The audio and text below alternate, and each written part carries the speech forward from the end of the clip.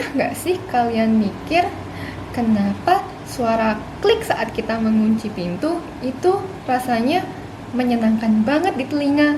Atau kenapa ujung pada bagian kunci itu bentuknya bergerigi nggak beraturan seperti sebuah grafik?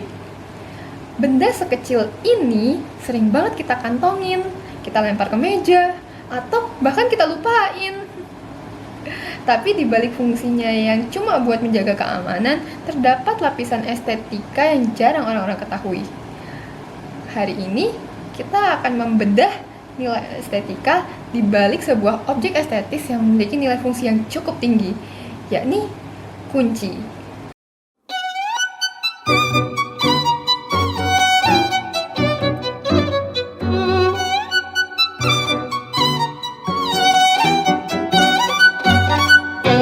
Secara objek, jelas kunci adalah benda wajib untuk menjaga keamanan.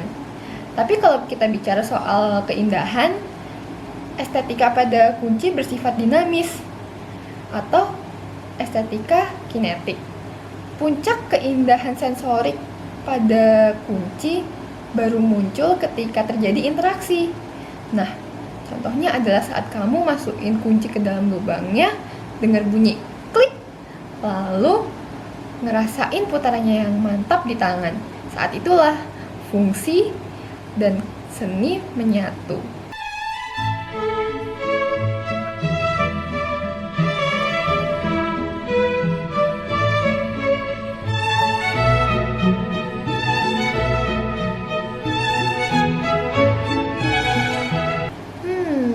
Lalu kenapa ya kunci didesain seperti ini? Nah, kunci pada bagian kepalanya kenapa ya didesain bulat atau terkadang kotak, lalu pipih dan lebar? Nah, desain ini nggak sembarangan. Pada bagian kepala kunci didesain seperti ini supaya telunjuk dan jempol kita dapat menggenggam dengan nyaman dan dapat memutar kuningan pada bagian dalam pintu sehingga kita nggak perlu ngeluarin tenaga besar buat memutar kunci itu. Nah, lalu pada bagian garis-garis di kunci, apa sih fungsinya?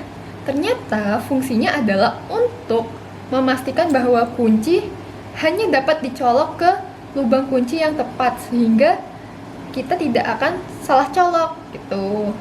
Lalu untuk bagian geriginya apa ya fungsinya? Ternyata bagian gerigi pada kunci ini merupakan puncak dari estetika fungsi. Nah, bagian gerigi ini merupakan kode-kode rahasia di mana setiap lekukannya diukur secara matematis sehingga dapat mendorong pin-pin internal di dalam pintu atau gembok ke arah yang sejajar dan dapat memutar silinder di dalam gembok atau pintu. Meleset 0,1 mm aja fungsinya gagal total. Jadi presisi banget kan?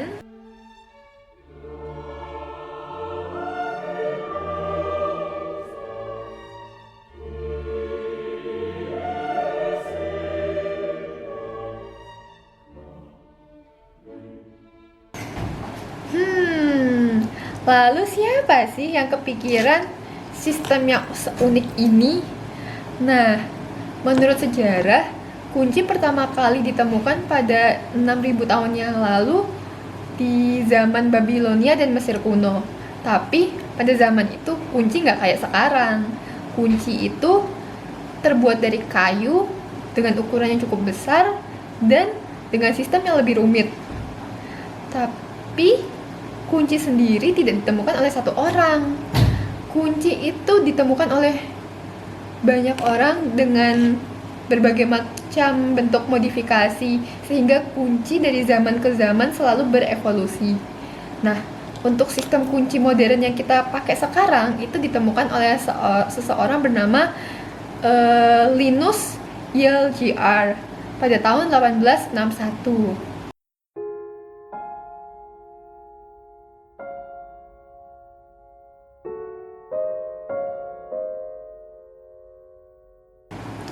Lalu bagaimana sih indera kita mencerap keindahan pada kunci.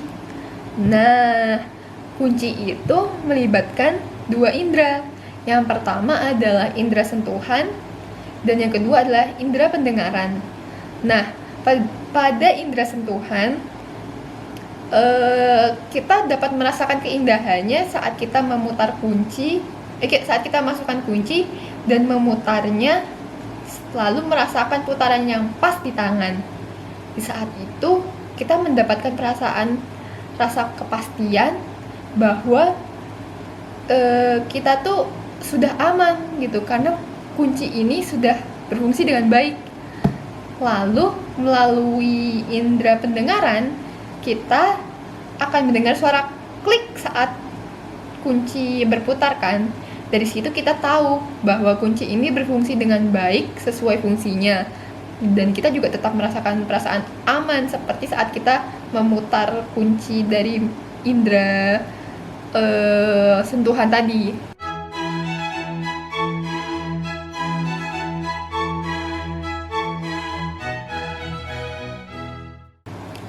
Jadi kesimpulannya, keindahan itu gak selalu soal lukisan mewah yang terpajang di galeri.